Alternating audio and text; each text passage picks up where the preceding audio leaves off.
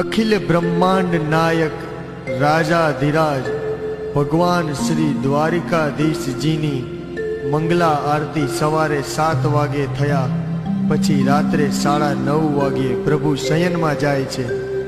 તે વખતે પણ સમગ્ર દ્વારકાવાસીઓ પ્રભુ સમક્ષ શયન સ્તુતિ ગાવા નિત્ય એકઠા થાય છે અને અન્ય કોઈ પાસે પોતાના મનની વાત ન કરતા પ્રભુ સમક્ષ જ પોતાના મનની ઈચ્છિત માંગણીઓ પૂરી કરવા પ્રભુને વિનવે છે।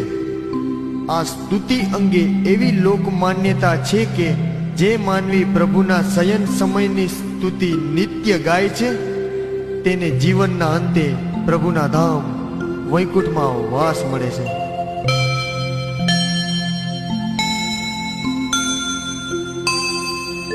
श्री द्वारिकापति